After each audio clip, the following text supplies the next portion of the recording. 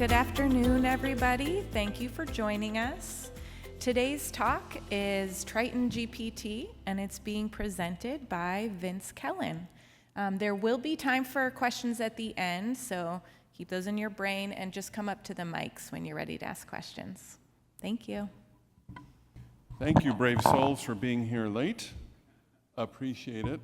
I'm CIO here at UC San Diego and been a long time AI enthusiast, and largely kind of in my seat until a few years ago, probably like 6 or 7 or so, I decided to look at the projection for chip density to support brain-scale neuromorphic computing. I then looked at their AMD and Intel's trajectory for energy savings to kind of get a feel. Could I predict when a chip that would be roughly the size of the brain at the same power consumption of the brain of 20 watts would be available? And as I was doing the math, I had a spit out my coffee on the keyboard moment when I realized that's in my kid's lifetime. Up until now, it was like an armchair exercise. Oh, AI, you know, we can argue about it, but they're really dumb computers. Well, they're getting smarter. So we're going to talk about a lot today. I want to ask one question. How many are fairly technical, at least sling code around a bit? Okay, good. So I got sling code around people. How about knowledgeable about AI? If you're ignorant, okay, good. So this will be a tough crowd, so you fire away. I'm going to quickly go through some pieces because there's a bit of context that I want to set around what we're doing with TritonGPT. The first is, many of you know, generative AI intelligence is increasing, but not as fast, and there's probably an efficient compute frontier line where the AI cannot get too much smarter under the current transformer model, and that's now being written about and discussed ad nauseum in the blogosphere elsewhere. It's also causing an explosion of agentic system development because agents, small agents that tackle a bit of a problem, I view them as a form of modularity, increase the intelligence of the AI a bit in that domain. And I think we're squarely in that mode. This is going to open up tons of niches for us. Okay, let's go to the next one. At the same time, operational costs are rapidly decreasing. And these are token prices indexed by MMLU, the scale for indexing these things based on the model. And everything is trending downward. I've been watching our own token costs. We run on-premise with NVidia H100s and with Meta, largely Llama models. And the token price is still about 3x ours, but it's now no longer 20, 30x. And it's come down rapidly. I think we're probably going to hit a bit of a floor, but we're watching it. A lot of the tariffs going on and the wars on silicon are going to affect that price. So on-prem still has a lot of advantage in terms of costs that we are taking advantage of. Data center demand is growing substantially, and especially as prices come down, that will even probably increase further. There's a lot of question on what is the market demand truly for AI, and will there be enough demand to support all that data center growth? You have the bulls saying, oh yeah, there'll be plenty of growth. They're just saying, well, maybe not. The economists like Aaron Brynjolfsson and others are kind of tepid on the actual productivity gains by the technology, which leads to this, solo paradox or productivity curve or J-curve of productivity, where when you implement a new technology, you're kind of upside down on your productivity and cost until you get some time and experience with it and you begin to improve, well-known inside companies, well-known inside industries. And it causes people who look for productivity enhancements not to see them until much later. There's technical reasons for that shift, but there's also real practical reasons about organizations taking time to learn.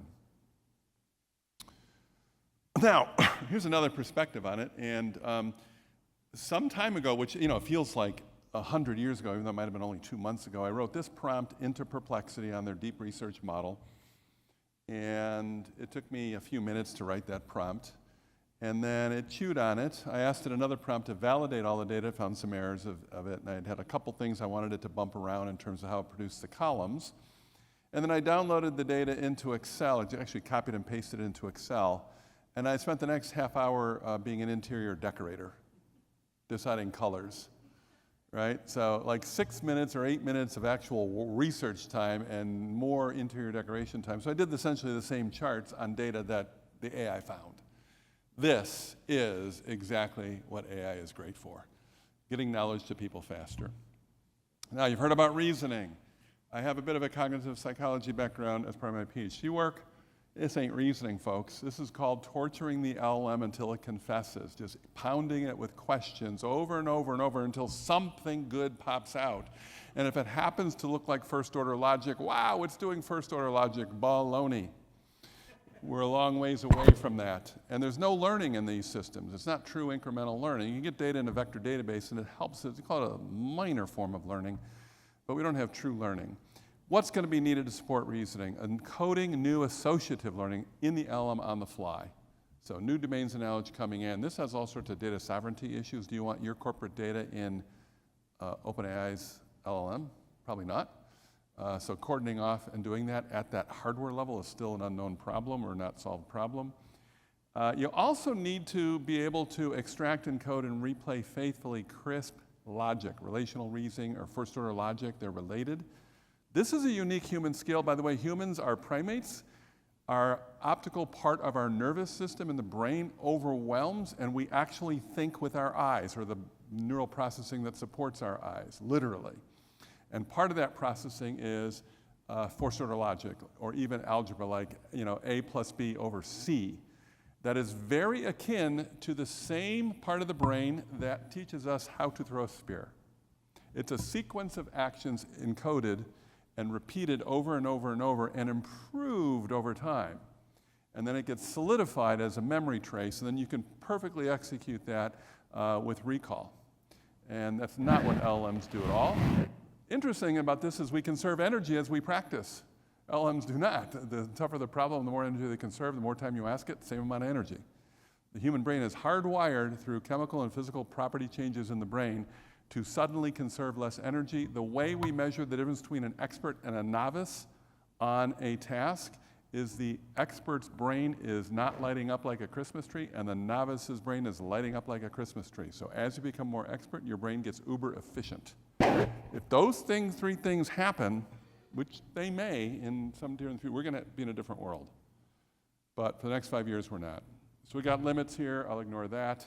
Our strategy is we're focusing on vertical AI, meaning AI that addresses content in our world. And we're not so much worried. We do use the AI for just content in the LLM or internet search, but all of our efforts really are about what makes UC San Diego unique. We also want to democratize access to all, which is why we went on-prem open source to drive that price down so everybody can get in, so I don't have to charge everybody. Today we have 38,000 employees in that platform. We're about to add 45,000 students in June. That'll be a namespace of whatever that is, roughly 80,000, 85,000 people. And it's running quite comfortably in our on-premise cluster, which runs in our supercomputer center. We'll talk a little bit about that. And then, given market volatility, invest in options. So we're like pirates. We're more or less loyal. We'll drop the ship at the first sign of trouble. So get on another ship. So we have to maintain our optionality in this. That's just a picture of it. I actually wrote about this at EDUCAUSE Review. LinkedIn article. You can find it there. I'm not going to go through all this, but this is kind of a way of describing how knowledge flows in our AI system or in any AI system. If you break all the data that comes into the AI into little knowledge fragments, like Vince is wearing a gray jacket, we call that a little knowledge fragment. These knowledge fragments are swirling around, being constructed by the LLM out to us, vector database going in, being constructed out, users typing information in, those are all knowledge fragments. Our configurators there on the bottom, when they configure an agentic system, that's actually knowledge fragments. So we're telling everybody, everything's a knowledge fragment, get the LLM to generate the knowledge fragment. Learn from humans and then repeat with the AI. So that means to my configurators, if you're typing your finger to Python Glory, stop it, have the AI type its fingers to Python Glory. You express the intent. And maybe in time, actually, the AI can spontaneously produce some of these bits of code for us, because quite frankly, that code is nothing more than knowledge fragments. So it's our way of describing the metabolism of information within an agentic framework. So we've identified what we call different species of metabolism, borrowing from lipidology and cholesterol. And and sort of giving that a little bit of life. Descriptions here. This is actually written about too over on LinkedIn. I'm not going to go into this. Briefly, we got 2 strategies for enhancing our AI platform with knowledge. And one is to ask our users and query them or collect artifacts from users and get expert contributions. And through gradual accumulation over time. If a user does a successful sequence with the AI and they give it a thumbs up, maybe we want to memorialize that and include it within the next context or perhaps in the vector database. So that's strategy 1. Strategy 2 is you do a much more formal approach to it, and you try to use things like knowledge graphs and other predicate logic type systems in order to do that. And we're starting to experiment with that a little bit as we get into some heavier stuff. That's what it looks like. You know, the AI vendors are so infatuated with higher education. I've asked them all, Anthropic, everyone. And they're like, well, we want your students to get addicted so that when they leave, they're going to use it in the corporate world. I'm like, I switch between 3 of them and I forget which one I'm in. They all look the same. This is not the MacBook, right? MacBook is about muscle memory. And once you voice activate this, there's no effing difference. You're talking to the machine. So I don't get their infatuation. I think they just like our PR value. So we're cheap dates. We sign the PR agreement and they get happy. And we get a temporary discount. So it's kind of irrational what they're doing. But it might be good for people who can get some really low costs out of them. This is a better depiction of what our architecture looks like under the hood. We're using a vended product in there. It's called Onyx. It's kind of like Glean. Glean was here. Anybody see Glean? Yeah, it's like it's a startup that started well after Glean, and it's like, you know, largely overlapping with Glean, but a way lower in cost. And it happened to have been started by 2 UC San Diego students a couple years ago after they graduated. They were out for 2 years working in their basements at night. Finally got Y Combinator funding. That spun them out to work on it in earnest. Then they got COSLA venture funding. And now they're off to the races. I just keep telling Glean, buy them, please. Make them wealthy. Just go buy them. Make our students wealthy. But we use it because there's an open source version called Dancer. That's free, and you can just use it tomorrow and do your own thing with it. You don't have to worry about the user interface that I just showed you, among many of the innards here. We have a vector database. It's in what we call our data stores. We have audit logging, configuration database, and a knowledge graph database now. But we also have a vector database. On the bottom there, you'll see business content stores. This is where Onyx has these 40 adapters to all sorts of different business content, and that gets ingested nightly into our vector database, thousands of artifacts and web pages.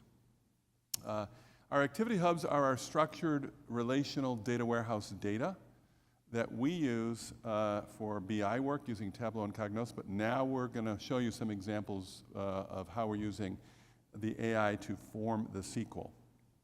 The agentic service is the thing, think LangChain and Python, and Onyx runs with portions of LangChain, kind of has its own code base, but it borrows some LangChain libraries, and it totally interacts with LangChain. So we just use LangChain as the soup to put these little agent organelles into the cell there.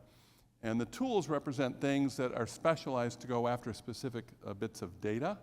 You'll see little yellow dots there. They represent tiny stores of data, and the bigger one, shared storage, because we ask ourselves the question, if we have all these knowledge fragments, where should we store them?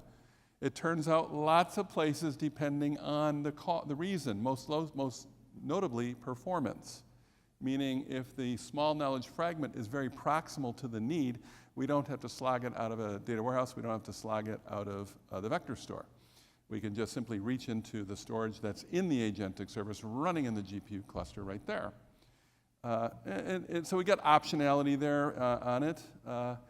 And then we have other forms of external storage. Execution software, we can begin a command. You know, I'm telling my staff, this is my use case. I like skiing. I got my thing in my thing. I call my staff while I'm skiing. And I'm having a conversation with them. And then I have to stop. I'm going on a double diamond here, so I'll get back to you later. And then I go down and I get back on. I want to go down there and say, hey, TritonGPT, read me all of my timesheets I have to approve. Thank you. Approve them all. Then I want to say, by the way, memorize all the exceptions, or look at all the exceptions that I didn't improve in the last year, and build a formula for how to auto-approve these for me, and just notify me to review the auto-approvals. I think that's where we're going. And that's what we have our mind set on building. And on the right-hand side, we have our different models, our Llama 3.3. We're playing with Llama Scout. We'll see if it will come out. We're still testing. It looks really good. The big one is a monster, so we're probably not going to run it. We don't need it. The bigger model doesn't help us much. Once you focus it on your content, the bigger model doesn't really make a whole lot of difference. We're using Llama 3.3, Llama Scout. We use a reach out to, we have DeepSeek in R1 in our environment. We haven't released it to our audience, but we use it internally for a couple things. And then we're punching out to GPT-4o and Gemini and Claude as well. We've just opened up GPT-4o for our users. They can pick either Llama or GPT-4 from within that answer interface and pick. It costs money to go out there, so we got a little piece of software called Light LLM that will let us bill those people for those tokens. And so we get all the agreement up there. You want to do this, you get a certain amount of free tokens, but beyond that, we're going to charge you. We're going to watch that carefully to see how it goes. Everybody's reporting it's dirt cheap. I said, yeah, that's because your usage is so low. Once your usage is really high, it won't be dirt cheap, but that's another matter. We haven't done fine-tuning. I don't think we will. We've been asking ourselves every month, and we said, no, we're going pretty far with RAG in the current approach, no need to fine-tune.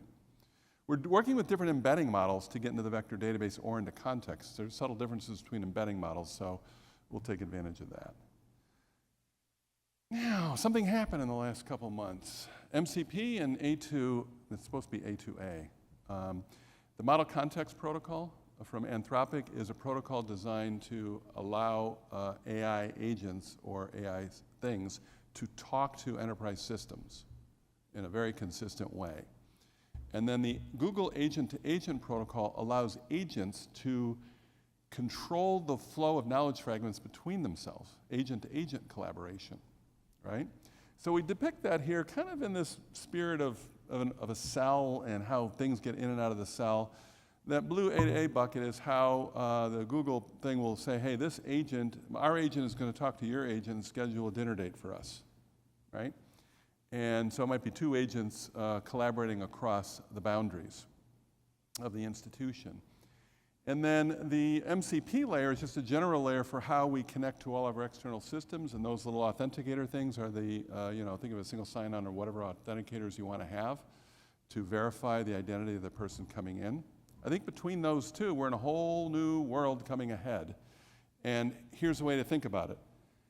You may have an agent for scheduling all of your appointments at your university. I may have an agent for scheduling all appointments at our university.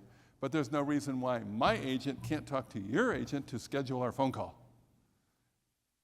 Distributed AI, collaborative AI, this is like perfect for higher education collaboration. So we're really big on these two standards supporting, as I was saying, the next version of Internet 2, which is a whole network of agents delivering all sorts of interesting services of all sorts of kind, from regulated and common to bespoke to a couple of institutions to a larger cluster of collaborators, whether it be educational or research. I'll let you read that. We already talked about that briefly. I'm going to talk a little bit about regulation. This is kind of a big deal for us, and it looks like I'm doing good. Regulation has to occur at many levels, not just one or two. And we think of regulation more broadly than just government policy. The first level is societal norms, and there is a bit of a tussle going on because when we got Llama Scout, the guardrails are kicked off a bit, so we got to put Llama Guard on top of it to keep a little bit of guardrails on it because we don't like the philosophy that Llama has put in Llama Scout, and Grok has the same issue, so we're going to see more of this little feuding in society. So I think thinking about safety and how the AI talks from a societal norm standpoint is important. Obviously, federal law will be important. State law will be important. We're in California, so we want to say a lot of things about AI. The organization will have its own policies that you want to put into place to regulate this. The AI platform itself has its own interesting regulation to do just around quality, or we call it homeostasis, meaning I want the outputs and inputs to be fitting within a band of quality over time. agents themselves, as they do their work, they're judging and evaluating content. You got to put little guardrails around that to make sure that's fitting within bounds. And then obviously tools and connectors are gatekeepers, so they are a form of regulation. And then source data, you have regulation there. Two things to take away from this. There's two ways to do regulation. Crisp logic controls first order logic that I talked about. That is our world today.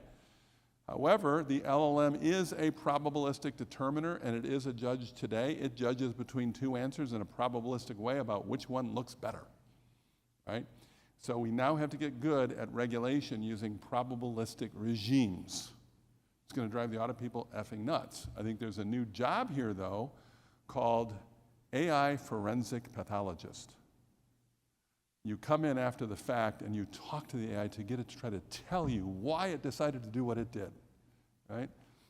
Sign me up for that job. If I were young today, I'd be trying to gear to that. Our approach to safety is, we worked with a faculty member here at the university, and he had a prediction, we had a prediction. We're going to find out in a few months if it's true. An ensemble of experts approach to safety where we use the following models, and we've switched out models here and there, but right now it's GPT-4o, Llama 3.3, R1, and Llama Guard. And we put inputs and outputs into the system through the audit log, through an evaluation per a rubric. Elements are on the right. These are classic rubrics out there for safety from the research community. We just merely applied them. And then we flag certain content for follow-up. Now it's a manual process for the follow-up. We're about to move this all into NiFi for automation except for the human follow-up. There may be some automatic follow-up just to take, a student who's trying to turn this into some Nazi spewing hate demon, then we may, have an automatic takedown occur. But this is one area that we're looking at. The other area we're looking at is in line, right in the middle of the dialogue, how to put another safety layer in there. Right now, Llama Guard might be that tool, but we're going to experiment with that a bit. I think the whole safety regulation regime approach you take is going to just undergo constant revision over time until this settles out. Here at the university, we fund everything centrally. So for TritonGPT, nobody has to pay to come in for anything. Okay? Now, there's a lot of people who say, I just want to go OpenAI. I said, okay, I'm just going to let the budget person know you're spending on OpenAI. So it's God's way of telling us you have too much money, but that's okay. There's some legitimate reasons. We got our Radio School of Business wants all the students to get familiar with OpenAI. Great. Knock your socks off, folks. We've differentiated teaching and learning use cases from administrative use cases, so we split governance off into two vectors. I think that's wise. Faculty want control over their curriculum. We want to give them that control. We keep everything else in another sort of governance swim lane. We also use that governance swim lane to help prioritize requests and spur demand out there. We've invested in some basic training for everybody, and we're now focusing on how to improve adoption.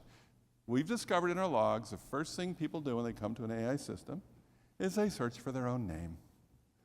So they do glory searches. And the second thing they do is they write a prompt that looks very much like a Google query, dining. And the AI is like, what? Not enough context here, right? And so we've added the perplexity style, frequently asked, questions you can ask that are clickable to improve their questioning ability over time. So we've added that in. We're making enhancements iteratively, and we're incrementally rolling out to new audiences. Process for this is straightforward. Anyone submits an idea, we got a work group that reviews it. We got a couple units that are central that provide additional input on it. And then our admin work group prioritizes it, and then we do a proof of concept if needed, otherwise we just step right into a project. We give the ability to create their own assistants, so just like any other environment, the Onyx framework, you can create your own assistant, you can share them, you can share your chat streams, great, knock your socks off there, but if you need something more heavy hitting, we're here to help and develop it. It's a simple form, quality build. If you don't use quality build, you should. Best thing since sliced bread and the Ginsu knife, it is dirt cheap. We have 600 quality build apps built, and not by IT. They're all built by end users. We never have to train them after. Our rule is we'll help you build the first one, but you build the rest. They never call us back. They build the rest all on their own. Very API-centric, gets that all data in their systems. It's a great tool, so we did a little workflow around intake on that. We do a sample project charter that comes out of it of what we think the savings could be and the impact and the benefits, et cetera. We got people who are on the work group listed, And we've now had several assistants more in tow. Our big one is UC San Diego Assistant. It takes a lot of our policies, processes, help documentation, et cetera, dining on campus, puts it in there. That's been live for a while. It's our #1 user. People ask a myriad of questions like, what's the vacation policy, or where do I pay my bill as a student? Job helper description. Brett Pollock, who leads this area, his first one he showed was, how to write a job, help me write a job description. So you actually say, I want to write a job description. It says, okay, what's the name of the job? You don't have to get it exact, but you type it in. It says, okay, it looks like you're doing data analyst 4. Is that correct? Yes, good. Tell me a little bit about the job. Great. It then takes our template of job descriptions we got in our library, pulls it out, and then merges the two in a very nice, cogent description of the job. And then you can ask it, give me some interview questions, give me some marketing materials for this, and it can do all that. Two crowds went, hallelujah. The crowd who writes job descriptions were like, oh my God, we hate writing them. This is so wonderful. HR was like, oh, thank you. We were getting crapola from everybody on these job descriptions. Now we at least have a base level of quality to these things. Maybe we'll get rid of writing job descriptions, but one step at a time. We have a general AI assistant. It actually takes out the UC San Diego context and vector database and lets you talk directly to the LLM without any prioritization of UC San Diego content. It's quite jarring to see the difference. But it can be useful in some cases. We add internet search to both of these, UC San Diego Assistant and the General AI Assistant. We reach out to Bing and do that. That's been very inexpensive for us. We built one called Fund Manager Coach. How many of you do grant accounting at your university? How many of you are doing less next year? I guess a lot. Well, that's a complicated area, so we focused a whole bunch of content and feedback from our experts on how to advise grant accounting people how to post a transaction. And it does a pretty good job. But we discovered something along the way. Experts will not let the novice use the tool until it's perfect. The novice says, that's good enough, let me have the tool. And I was noticing this expertise discrimination going on. I said, we need to get novices on the review to whether to launch this thing. We got novices in, we got a better process coming out. So look out for expertise reversal. And experts, if you're an expert, you're not using it that much. You know this stuff cold. Your own LLM in your brain is doing the work. We just launched Contract Reviewer, which is the attorneys in the procurement people and grant people, contract people in our grants office to get all these NDAs a year. They just shoot it over to an email box. TritonGPT picks it up, sends them a note saying, I'm processing. It then redlines it and produces a new Word document, and then they can go in and review the redlines. It's saving them 70% of their time per contract. And they're loving it. It also replaced a $150,000 solution that works a little bit better and is dirt cheap. Moral of the story, you can always tackle a specific issue very inexpensively if you're smart and focused. And then fact retrieval, which is coming out soon, I'll share it with you. It's how we can, starting with Fund Manager Coach, ask a question like, how much money do I have left in my grant? And it will tell you, reach out to the data warehouse, query it, chart it, graph it, among other things. We'll talk about that. Bunch of things here. You can read it on your own, both in consideration, in development, and in use. Examples of how Fund Manager Coach is, what it does and doesn't do. I won't read this here. You can read it when you want to download these later. You see our related questions there. Those are clickable questions. We really want to push people to improving their prompting in the environment. We got to get everybody smarter, and we got to do it. We got to use the AI as the train. Everyone said we got to do training videos. No. Have the AI teach them right there. You've got them. Inline, just-in-time training, right? And so build it into the system. Here's how we query our data warehouse. And you ask a question, how much money do I have? Now, it's funny, when you ask, databases are actually a lot harder. And a lot of people, you're not seeing a lot of solutions querying data warehouses and giving you answers yet. And the reason we're discovering is because each institution, each company kind of has their own view of their data, including their column names and what they all mean. And they're quite involved, actually. And there's a lot of expertise knowledge in that. So we have in California, we have 3 fields related to gender.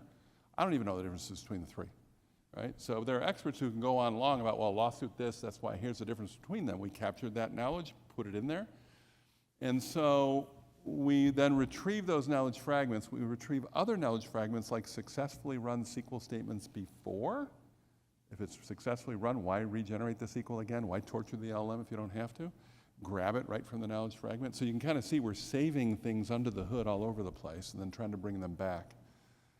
And that enriches the context tremendously. We have an issue in some cases, the query returns a large number of rows, so we have to have small and large payload forking and really interesting memory management techniques that we have to do to keep this sensitive to the most recent part of the conversation, but still able to access some farther back parts of the conversation.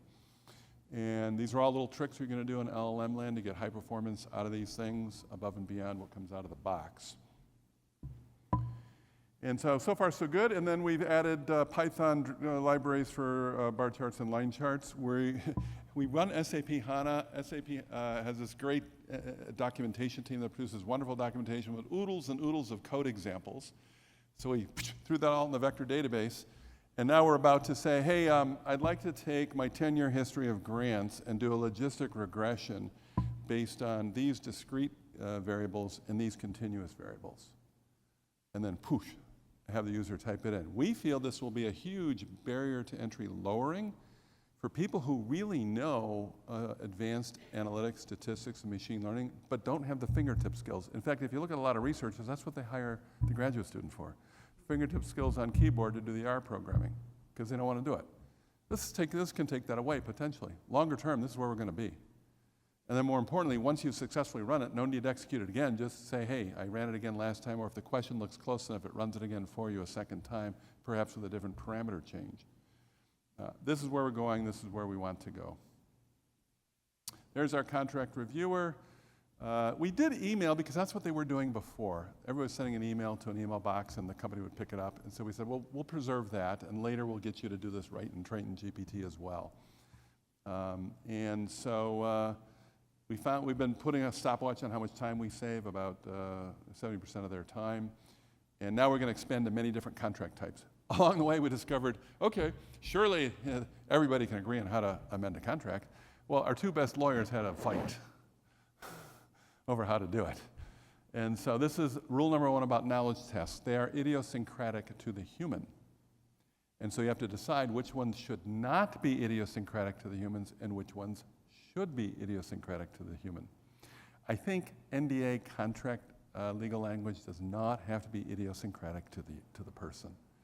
I think that can be standardized better. And we did. We finally got through that debate and boom.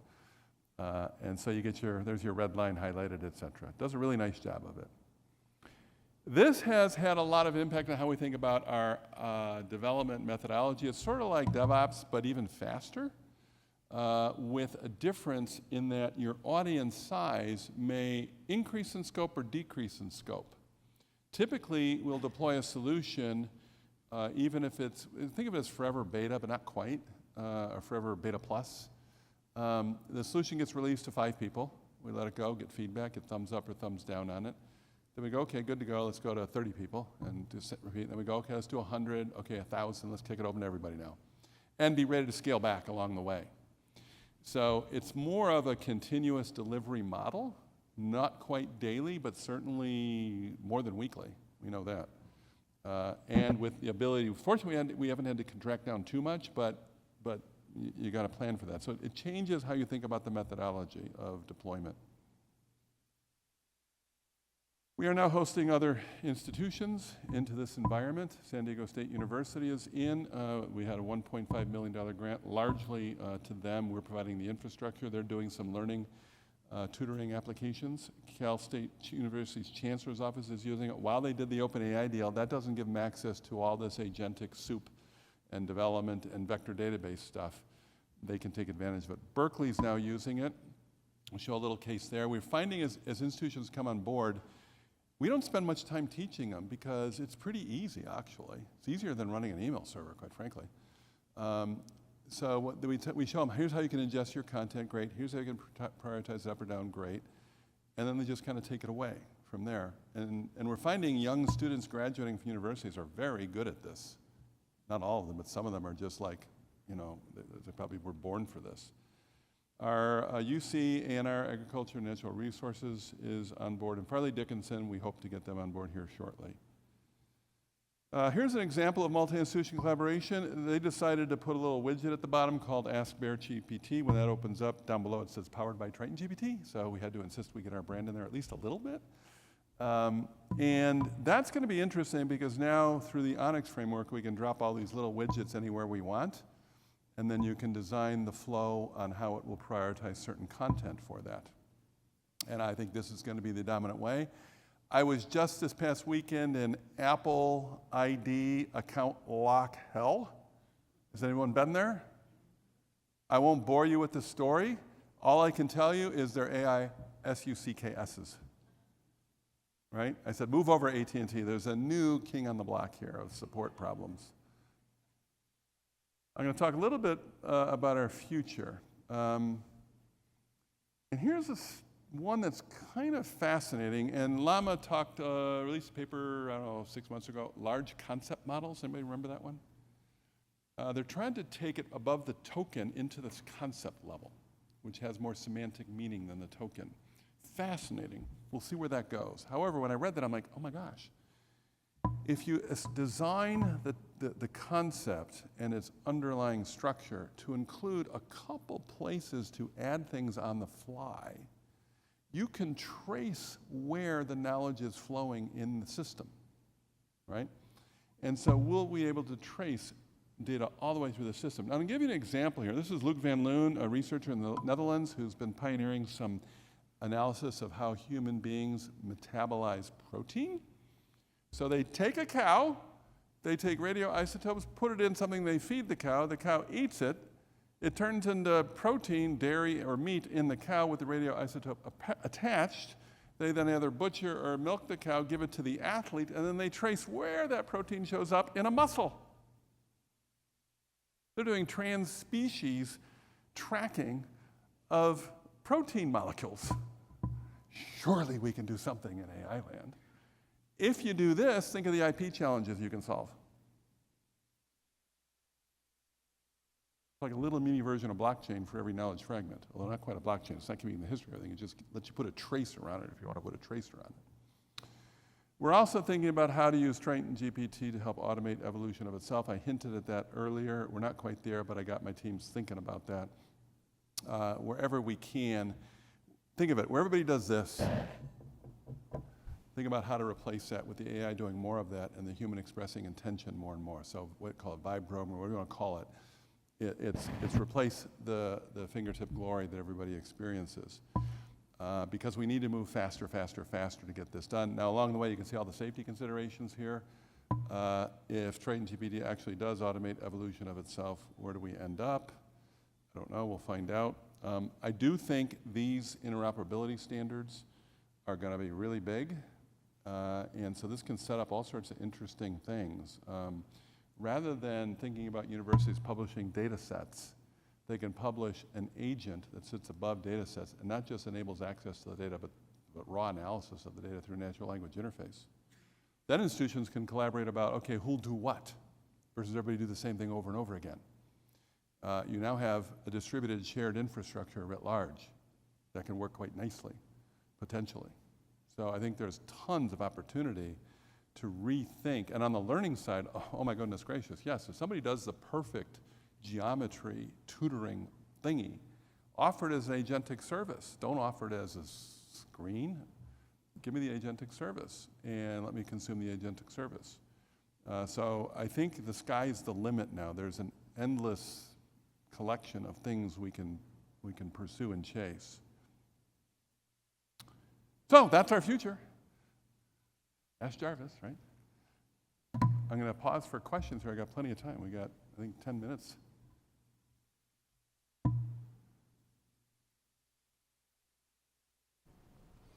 And don't be shy, zing me. Go ahead. Thanks a lot, Vince. That was great. You guys have clearly done a lot, and you're well ahead of a lot of folks out there. And so, you know, I'm actually familiar with Onyx. We've used it. We've played with it. Are some of the things you're doing behind the scenes, like the job description assistant, is that available open source? Can you make it available? I'd love that. I'm actually currently trying to write job descriptions. I'd rather, and instead of trying to figure out how to integrate that with Onyx and write my own prompts. You got our contact information, send us a note. Yeah, okay. Just have your credit card handy. Okay. Just kidding. Yeah, Howard says it's fine. Yeah, no. This is exactly what we want to do is we want to foster collaboration with institutions around how to share. Now, obviously, all of us have to cover our costs, right? But people say, Vince, you want to make a profit? I said, listen, I work at a university. If you told us to make a profit, we would fail at it so miserably. We suck at making a profit. I worked in the for-profit space in consulting. It's a little bit different. We're rapacious on profit. So while personally I might be able to be capable of making, there's no way my institution will. It's just hardwired against it at every turn of the corner. So that means it's beautiful. We can now collaborate with each other, recover our costs, and get on to the next day. So absolutely follow up with us. Will do. Because this is also a clonable architecture. Doesn't have to be resident here. We can clone pieces of it. It's all Kubernetes, all GPU. Some could be CPU-based, GPU. It could be cloud, could be on-prem. I'm trying to do a proof of concept with one of the cloud providers and say, hey, let's try to burst into the cloud if we need to. Are you familiar with NRP? Oh yeah, absolutely. So I've been talking to NRP. That's a great one to, instead of going to NRP, cloud, scenic, absolutely. go to NRP and show people how to just deploy to there. Larry Smar said there should be a repeatable service across the whole dang thing. So I have another question, maybe too deep in the weeds. So I saw you're, using VLLM with Llama. Are you actually doing tool calling with that LLM, like actual tool calling? Yes. Because I'll reach out and talk to you because we can't get it to work right. Yeah. We're doing tool calling, and I have to check with our AI whisperer, Jack Brzezinski, who, when he tells us things, and I'm an expert, I'm like, I can't understand it because it's so gloriously abstract and wild. I'm not getting it. So I got to work with him. But once I understand, I'm like, oh, that is so cool. Yeah. I suspect a lot of the tool calling is now in the agentic framework. Is my guess. But I don't know the mechanics of exactly how they're doing it with the LLM. But you just send us a note, we can get you that information. We'll do. Thank you. Yeah.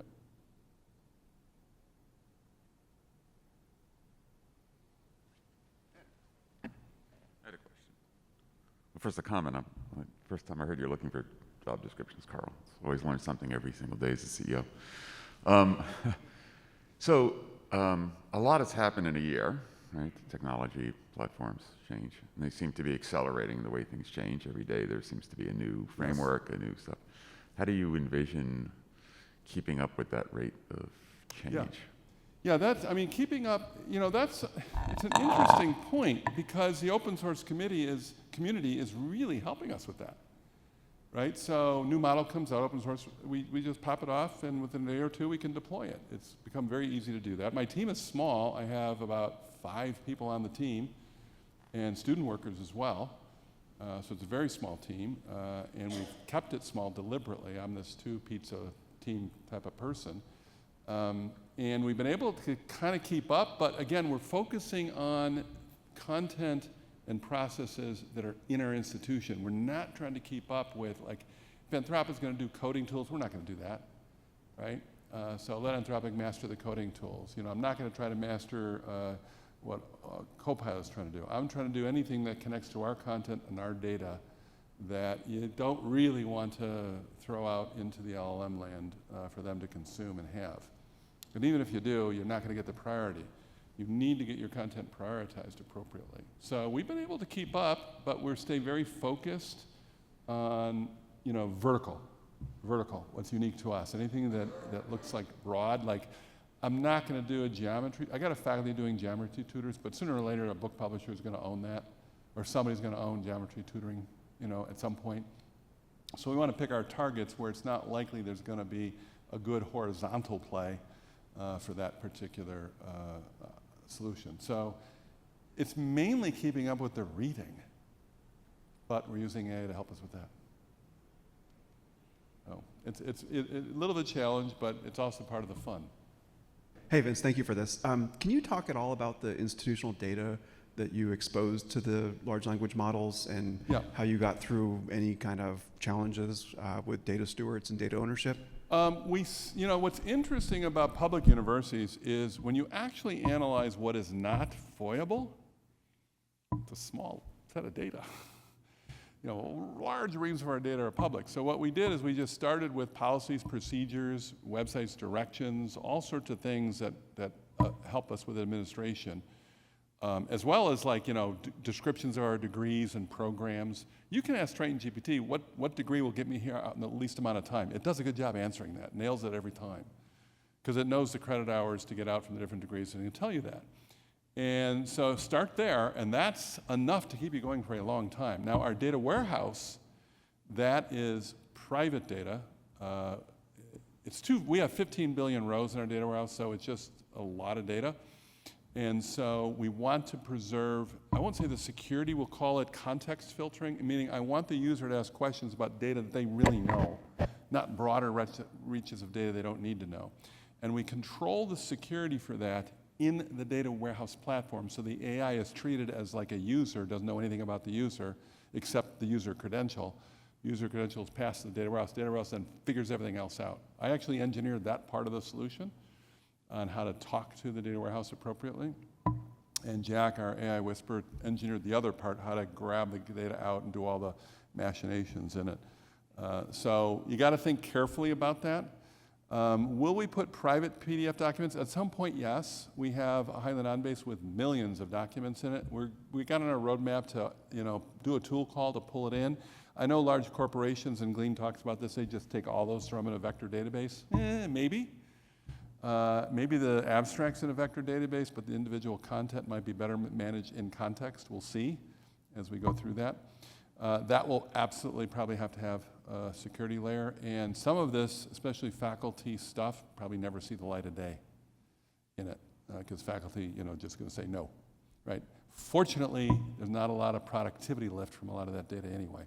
Our productivity lift is going to come from the broad reaches. So yeah, you got to think about how to control and secure. You can secure and limit in the vector database, so you got a lot of optionality there. All of this runs entirely on premise. There's another solution, we haven't deployed it, but it's available to us, called Protopia. What it does is it takes all your content and before you put it in your vector database or before you submit it to the LLM, it actually encrypts it non-reversibly. You can't reverse it. Now people are going, what the F? Because I spent like 15 minutes going, what? And then it dawned on me when they're explaining, listen, it gets converted to tokens via a neural network, right? And we introduce a little bit of noise into that process, and the tokens are still processed by the LLM. It's a known property of neural networks. You introduce a little noise, you might get a slightly better result, you might get a slightly lower result, but net, similar result. Along the way, if you reverse it, it's gibberish to a human eye. Companies are using that to really protect anything that goes to OpenAI or elsewhere.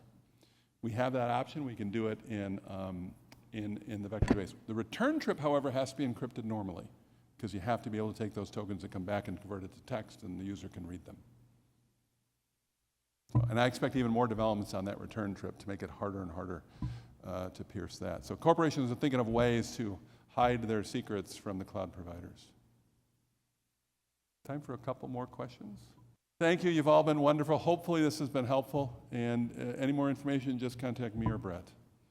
And when Brett replies, we're not sure if it's Brett or Brett GPT. Half the time, I don't know. So, thank you.